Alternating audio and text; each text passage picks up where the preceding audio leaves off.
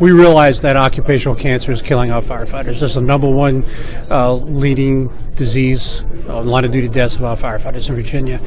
So what we did was we put together a seminar. We brought in subject matter experts from all over the country to speak about preventative ways, the research that's being done, and ways that we can assist our firefighters in being diagnosed with cancer.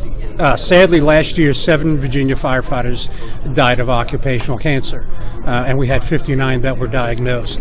And it's an everyday affair that we're hearing another firefighter who's been diagnosed, and sadly, the firefighters that are dying at a very young age. Would you ever imagine that this would become the issue that it has? Not when I started in the fire service. I started many years ago, and this was never thought of. We never would have thought that cancer would be killing us. Look, we realize that every time we go on a fire, we put our lives on the line. However, we don't expect the exposures that we get on a daily basis to take this turn and this toll on our health.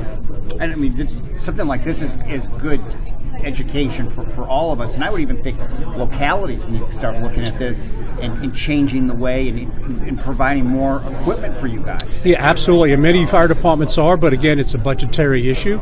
The sad reality is that to implement some of the changes, such as a second set of personal protective equipment, is very expensive, and not every locality can afford that. So there are grants out there that they can apply for. I guess it's a process, like everything else. Absolutely correct. Absolutely. In doing this. Now, Absolutely.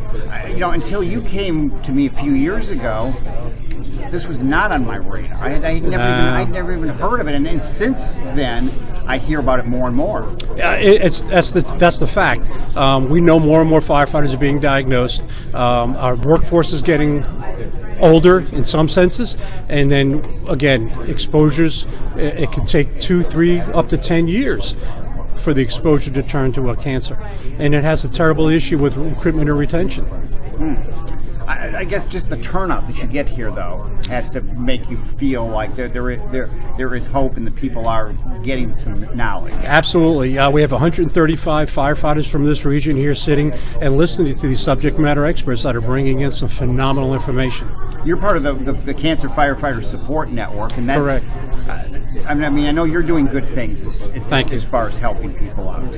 Yeah, we are, and we assist firefighters and their immediate family when they're diagnosed, and we provide them items such as this is what we call our toolbox. We send this to them when they're diagnosed. Has some great information. It has a book that gets them through from the time they're diagnosed through remission, and we also help the families out. Well, thanks for what you're doing. I know this is not it. an easy thing, and I mean, No. you're a survivor. I am. I was diagnosed with cancer 8 years ago, and was deemed as a result of my occupation.